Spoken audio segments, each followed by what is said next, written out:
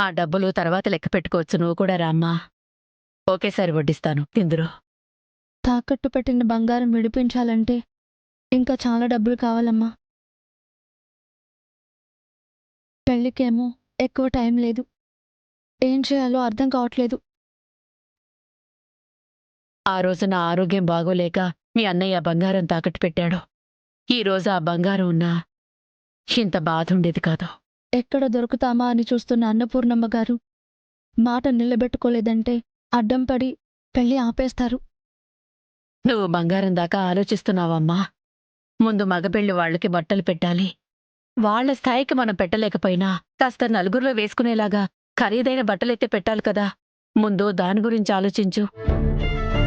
ఓ, బట్టలు పెట్టాలా? ఏంటోనే, ఒక్కదానివే అన్నీ భరిస్తున్నావు. ఎక్కడి నుంచి తీసుకొస్తావే డబ్బులు? ఏం కాదులే అమ్మా. అయితే ఈ డబ్బులు బట్టలు కొనడానికి సరిపోవేమో. మరి ఎలాగా?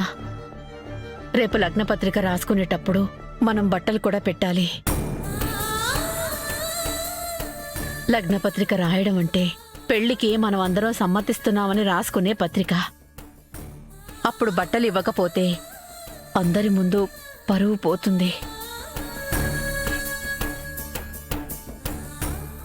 సరే సరే అమ్మా, ఏదో ఒకటి చేస్తాను. నువ్వు టెన్షన్ పడి నన్ను టెన్షన్ పెట్టకు. రేపు సాయంత్రానికల్లా ఆ డబ్బులు సంపాదిస్తాను. నువ్వు నన్ను ఆలోచించొద్దు అంటావు, నువ్వు ఆలోచిస్తూ ఉంటావు. నువ్వు ఈ విధంగా బాధపడుతూ ఉంటే నేను మాత్రం ప్రశాంతంగా ఎలా ఉంటాను? సరే సరే, ఇవన్నీ తర్వాత. మధ్యాహ్నం కూడా నువ్వు అన్నం సరిగా తినలేదు. ఒక ముద్దు తిందుగాన్రా.